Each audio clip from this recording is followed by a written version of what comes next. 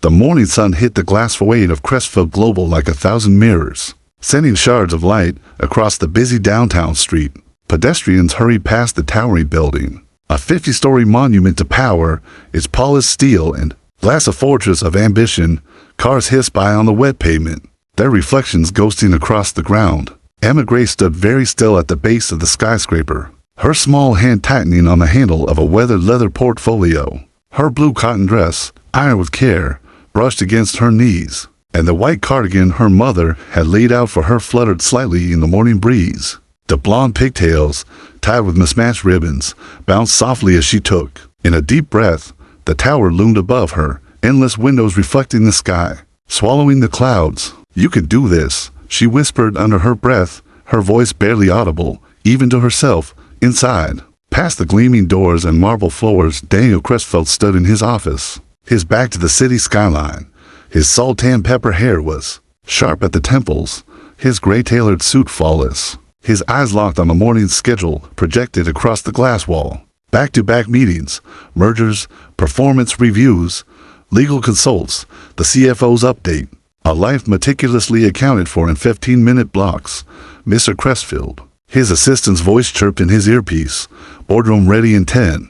Tell them I'll be there," Daniel replied coolly, eyes flicking to the next line. He didn't notice the small figure who had just walked through the revolving doors downstairs. Emma stepped inside, the warmth of the lobby wrapping around her. Her shoes made the faintest tap on the polished marble. All around her, grown-ups in sleek suits moved like a current, cell phones pressed to ears, coffee cups in hand, handbags swinging, laughter that didn't quite reach the eyes. Emma took a small, determined breath and marched up to the front desk, where the receptionist, a woman with a perfect bun and red lipstick, was typing without looking up. Emma rose on her tiptoes, trying to peek over the desk. "Excuse me," she said, small but clear. The receptionist blinked, startled, and then leaned forward.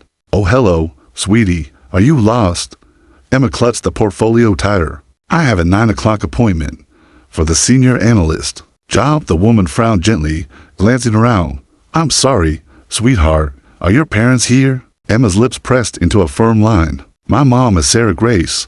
She was supposed to be here, but she's at the hospital." She hesitated, heart thudding, then added, "So I came for her," behind the glass walls of his office. Daniel turned from his screen, something tugging at his attention. Down below, he could just make out a small cluster forming at the reception desk. The receptionist leaning forward, a security guard standing nearby, two assistants whispering as they glanced over. "What's going on down there?" Daniel murmured, narrowing his eyes.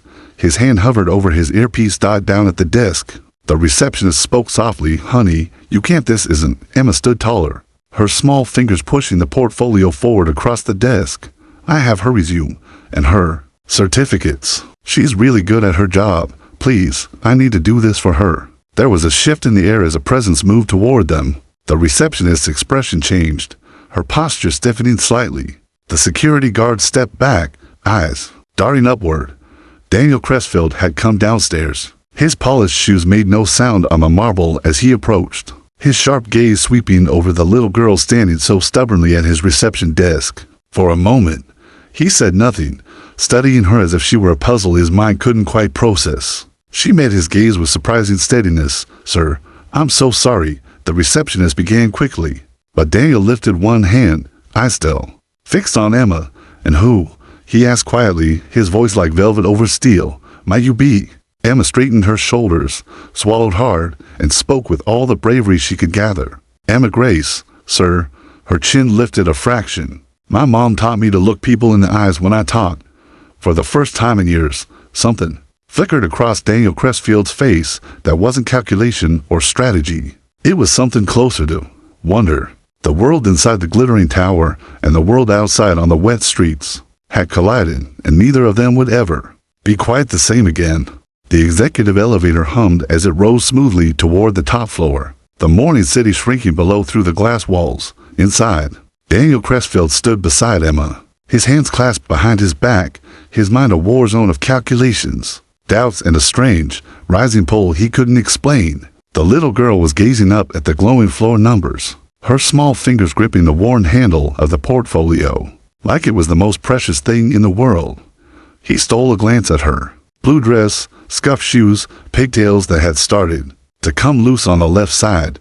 His chest tightened in a way he couldn't remember feeling in years. Maybe decades. I'm not supposed to drink coffee, Emma offered suddenly, glancing up at him. But I know how to make it. A dry chuckle escaped him, startling himself. He shook his head, lips twitching. I think we'll skip that today, Miss Grace. The elevator dinged. The top floor opened into a world of glass, polished stone, soft leather, and commanding silence.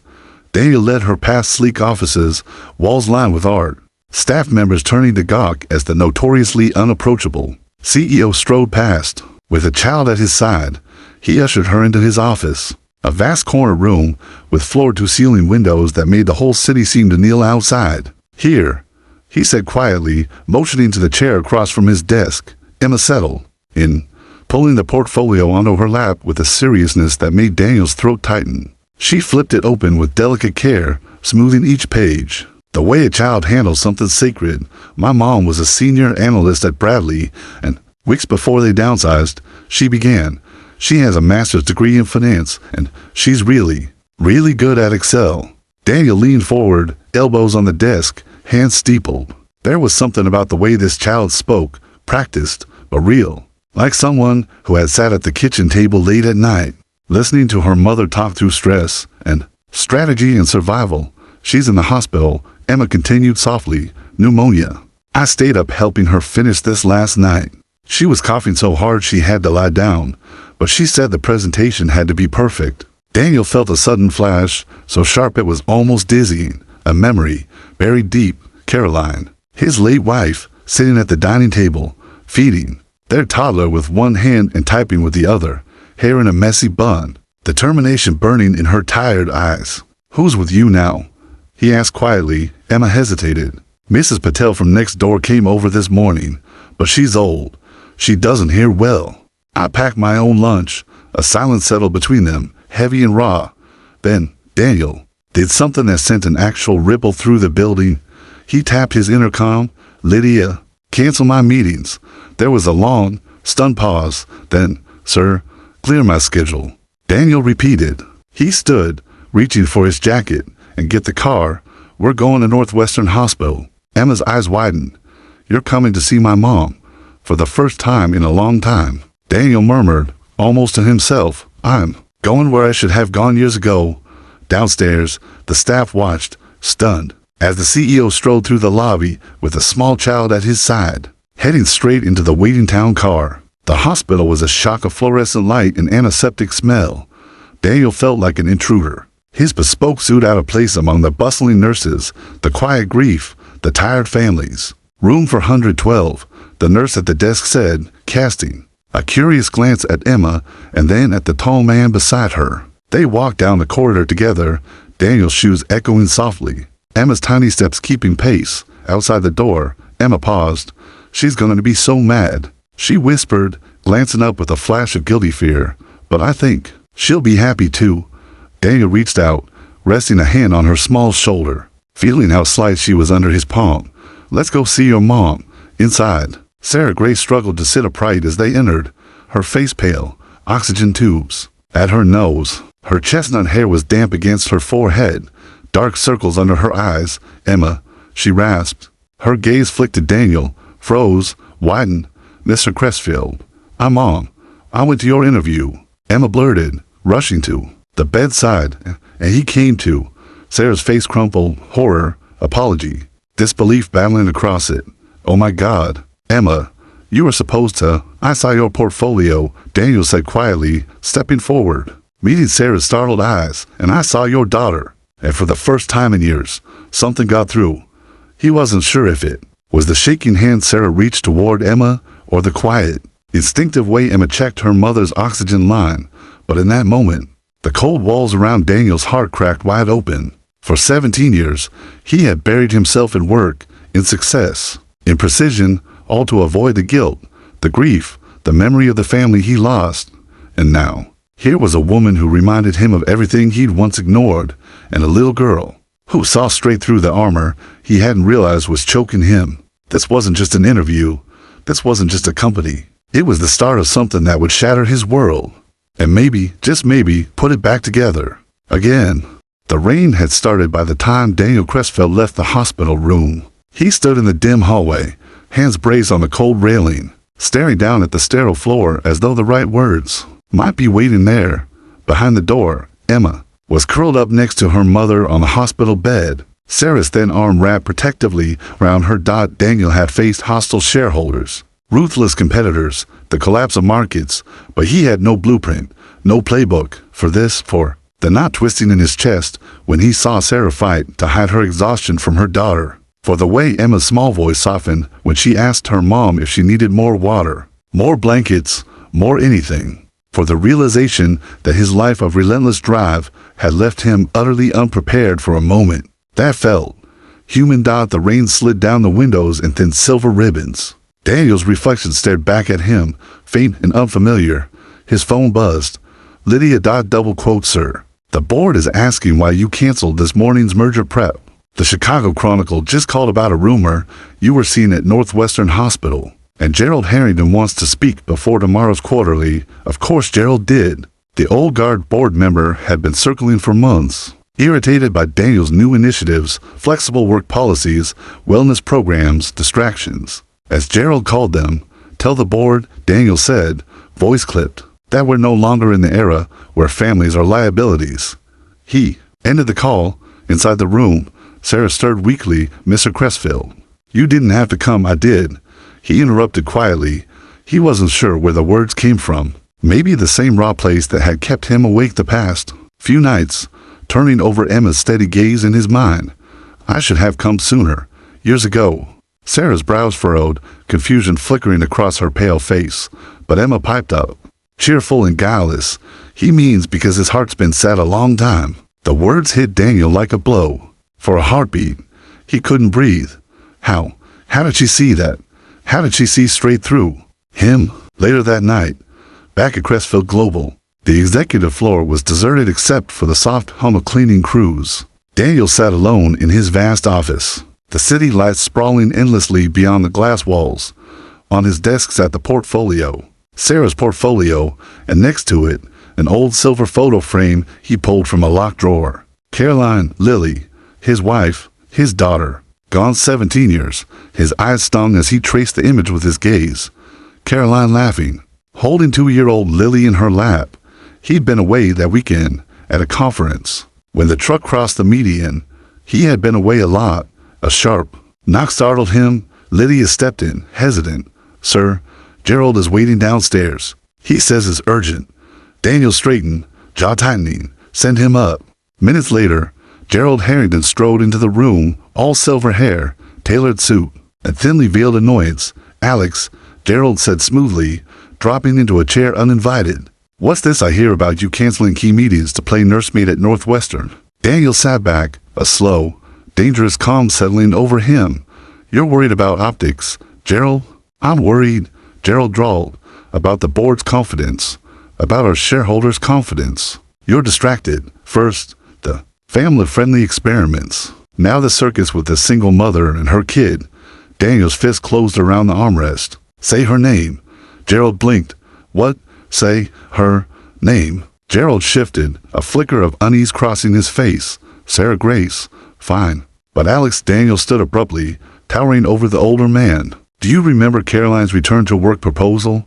The color drained from Gerald's face. That was years ago. 17, Daniel said softly. You killed it. Said executive wives set dangerous precedents, and I let it happen. Gerald rose too, his voice sharpening. Are you really dredging up the past now, when the company's position is your position? Daniel corrected coldly, is crumbling, the older man's mouth open, then closed. I'm implementing the Family Forward initiative. Across all departments, Daniel went on, voice steel-edged, and I'm going public with our past. Gerald let out a breathless laugh, shaking his head. You'll sink this company. You'll sink yourself. Daniel's gaze cut like a blade. Or maybe, Gerald, I'll save it. That night, long after Gerald was gone, Daniel stood at the window, watching the rain slice the city into silver strands. In his mind, Caroline's laughter blended with Emma's. For the first time in years, his heart ached in a way that felt right, and somewhere deep inside, A storm far older than the one outside the glass began to break, preparing to wash everything clean. Morning light streamed through the floor-to-ceiling windows of Crestfield Global, painting the executive floor in streaks of gold and ice. The office was unusually alive for so early. Whispers darting between assistants, nervous glances exchanged. Over coffee cups, the Regent sat quietly in the corner office feet, winging under the guest chair, chin resting on her palms as she watched the company whirl around her. Emma Grace. It had been 2 days since Daniel Crestfield canceled his schedule to visit Sarah at Northwestern Hospital. 2 days since the board began rumbling with uneasy questions. 2 days since Daniel, once known as the machine, had done the unthinkable, not just care, but change. Emma was currently surrounded by papers, colored pencils, and a half-eaten chocolate muffin. Nearby, the marketing director crouched, asking, "Do you really think the blue logo is too cold?" Emma nodded gravely, her pigtails bobbing. "Blue is fine, but you need yellow. Yellow feels happy. My teacher says colors change how people feel." The marketing director blinked, taking notes like she'd just been handed $1 million inside dot at his office doorway. Daniel watched it all with a strange warmth blooming in his chest. Something had been reawakened in him, something dangerous and beautiful. His assistant, Lydia, appeared beside him, arching an eyebrow. "Should I add junior consultant to payroll, sir?" Daniel allowed himself the ghost of a smile. "Make it honorary for now." But the warmth was short-lived. By noon, Gerald Harrington had called an emergency executive meeting. The boardroom filled with dark suits and sharper whispers. Daniel sat at the head of the table, hands folded, his face unreadable. To his right sat James Whitfield, CFO, his oldest friend and the only one who knew just how much this battle cost Daniel inside. Gerald stood, slow and deliberate, like a man savoring his own authority. "We've been patient, Alex," he began, voice smooth as silk over steel.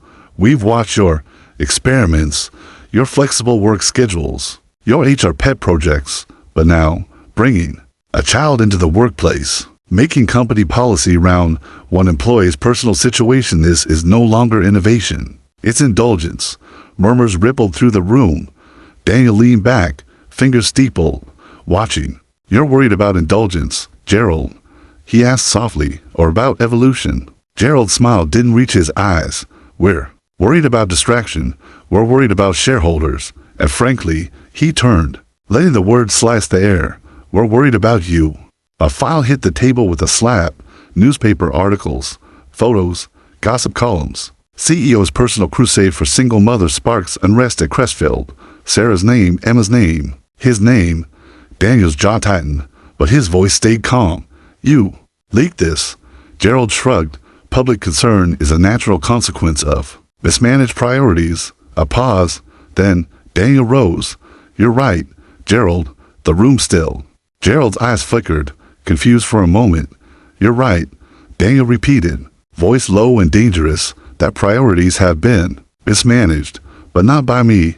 He reached into his briefcase and pulled out a thin, worn folder, the one Lydia had helped him piece together over sleepless nights. Inside were internal memos, board notes, a trail of quiet sabotage dating back nearly to decades. He tossed it onto the table, letting the pages fan out like a deck of sharp, cruel cards.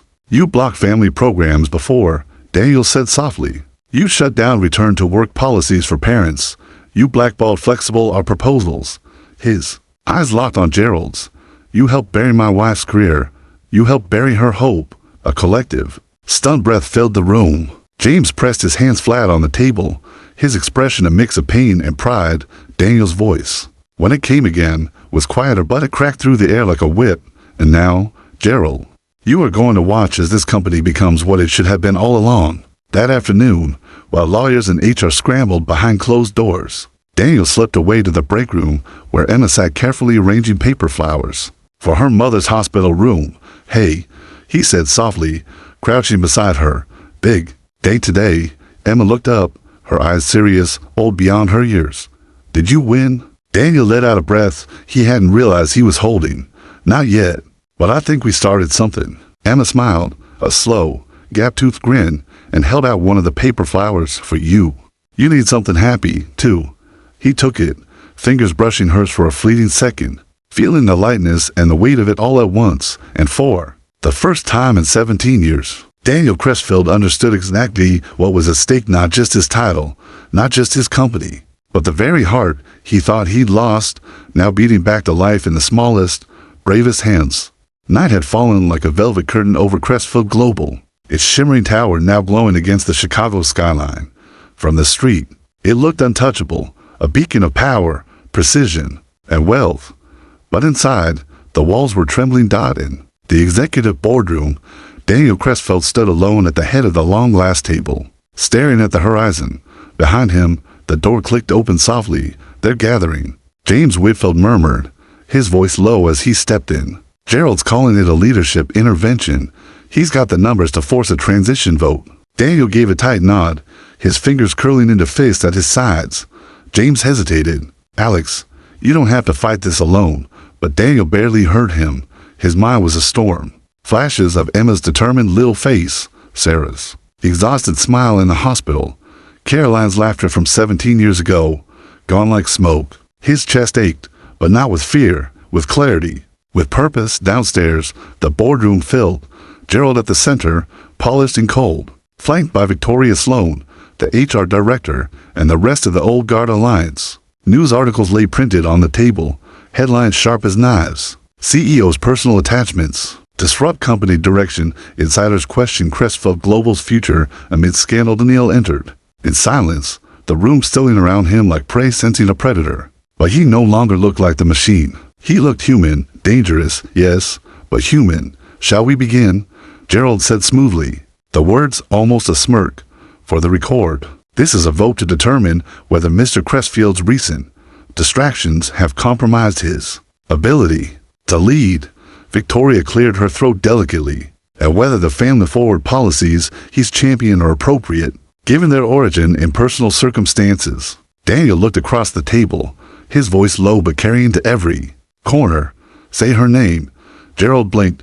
"I beg your pardon, Sarah Grace," Daniel said, stepping forward. "Say her name." There was a pause, a ripple of discomfort, of exposure, before Gerald smoothly deflected. "This isn't about individuals. It's always been about individuals," Daniel cut in, voice sharpening. "Caroline Crestfield, Sarah Grace, Emma Grace, the women you wrote out of the system, the families you saw as liabilities." He reached into his briefcase, pulled out a folder, and slid it across the table with a snap. "Here's what this is really about." Inside were the documents James had helped him uncover, the buried policies, the rejection memos, the performance reviews that quietly blacklisted mothers from advancement, the proof that Gerald and his allies had built a system on exclusion. For a heartbeat, the room was dead silent. Then Gerald's face twisted. "This is irrelevant. That was a different time. That time," Daniel said, voice like steel over ice, "destroyed my wife's career. It destroyed her hope. It destroyed our family." A stunned hush rippled outward. Across the table, James closed his eyes. Briefly, shoulders tense. Daniel took a breath, steadying himself on the edge of the table. "I let it happen. I buried myself in work, in profit, in silence. I built this company to cover the hole where my family used to be." His voice cracked, raw but unshakable. "I'm done covering it. I'm building something else now." Gerald surged to his feet. "You are gambling with the future of this company." Daniel smiled faintly. "No, Gerald, I'm saving its soul." The vote was swift, a storm breaking after a long, suffocating summer. James stood, his voice strong, calling for formal adoption of the Family Forward Initiative and a no-confidence motion against Gerald Harrington. One by one, the votes came in, not just from old allies, but from new voices. Martina Chen, head of legal, who had always kept quiet. David Chen, the lead data analyst, a father of two who never dared speak up. 11-3. Gerald's face drained of color. Victoria's mouth opened, then closed. Security appeared quietly at the door. Daniel watched as Gerald straightened his tie, his jaw clenched, and walked out of the only empire he had ever known. Alone at the head of the table, Daniel exhaled, feeling the weight lift, not just from his shoulders, but from something buried deeper, something he thought he would carry to his grave. That night, as the building emptied, he walked to Sarah's hospital room one last time. She was sitting up, stronger now, her face lit by the pale glow of a reading lamp. Emma was asleep on the pull-out chair, a blanket tucked under her chin, clutching a stuffed giraffe. Sarah looked up in surprise as Daniel stepped inside. "I wanted you to hear it from me," he said softly. "It's done. The vote went through. The policies are staying. Gerald's out." Sarah let out a shaky laugh, pressing a hand to her chest. "You actually did it." Daniel's gaze softened as it fell on Emma. "We did it." There was a long, quiet pause. Then Sarah asked, voice barely a whisper, "What happens now?"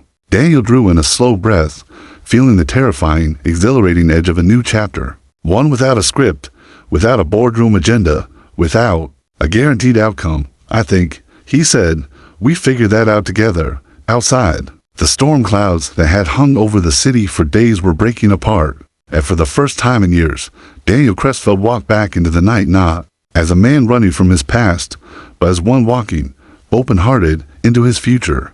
The sun rose soft and golden over Chicago, casting long rays that slid between the skyscrapers like tentative hands pushing back the darkness. At the top of Crestfield Global, the logo gleamed on the glass like a fresh scar and a fresh promise. Inside, the mood was electric. Reporters clustered outside the lobby, murmuring about the overnight boardroom coup that had rippled across the business world. Crestfield CEO topples old guard. Family forward revolution begins. Headlines were already circulating like wildfire, but no one had gotten a direct quote from Daniel Crestfield yet in the top floor office. Daniel stood at the window, watching the city hum to life. For the first time in 17 years, he wasn't thinking about market shares or quarterly earnings. He was thinking about a 7-year-old girl asleep on a hospital chair and a woman, fierce, brilliant, exhausted, who'd fought not just for a job, but for a life her daughter could be proud of. A soft knock came. He turned, expecting Lydia, but it was Sarah Dodge. She stood in the doorway, wearing a simple navy dress, her hair pulled back, a tremor of uncertainty in her eyes. "Is this a bad time?" she asked quietly. Daniel shook his head, something in his chest loosening at the sight of her. "No, not at all." She stepped in, glancing briefly at the city below. "Emma's back at school today," she said. She insisted. She didn't want to miss art class. "She says she has to make something for you." Daniel smiled faintly, his throat tightening. "She's something else." Sarah hesitated, then took a slow breath. "You know." I was ready to walk away. Daniel frowned. "From Crestfield, from all of it," Sarah admitted. "After the press, the rumors, the way the board was circling, I told myself it wasn't worth it, that Emma and I would be fine. We'd figure something out." She lifted her chin, voice firming. "But then you stood up there and burned the whole rotten structure down for all of us." Daniel's gaze softened. "I didn't do it alone." She smiled faintly, then went quiet, studying him. "What happens now, Daniel?" The words hung between them, heavy, loaded, electric. He took a slow step forward. "Now we build." Sarah tilted her head, searching his face. "Build what?" Daniel exhaled, feeling the enormity of what he was about to say, knowing it wasn't just about corporate policy or press releases. "A foundation," he said softly, "not just at Crestfield, everywhere. A foundation that helps companies redesign how they treat families, how they support parents, how they measure success." Sarah blinked, caught between surprise and awe. "You're serious?" "Dead serious," Daniel said. His eyes glimmered. "I'm calling it the Crestfield Foundation, and I want you to run it." Her breath caught. "Me, you," he repeated firmly. "You know the ground-level reality. You know what families need, what mothers need, what single parents need. You've lived it." Sarah pressed a hand over her mouth, eyes stinging. "I don't know what to say." Daniel's voice gentled. "Say yes." A long pause stretched, and then Sarah laughed, a shaky, glowing sound. "Yes, that afternoon." The official press conference was packed wall to wall. Cameras flashed. Journalists jostled. The world's eyes were on Crestfield Global. Daniel stepped up to the podium. Sarah just behind him, Emma perched on a stool near the side, kicking her feet and clutching a paper flower she'd made. Yellow, her happy color. "Thank you for being here," Daniel began, voice carrying strong and steady across the room. "Today is not just about Crestfield Global. It's about what companies owe their people. It's about how we measure strength, success, and legacy, and how we can redefine those for the future." He paused, gaze sweeping the room, then landing briefly and intentionally on Emma, who grinned at him with all the fearless warmth of a child. who had never learned to doubt her own worth. For 17 years, Daniel continued, voice softening. I buried myself in work because I thought that's what survival meant. That's what winning meant.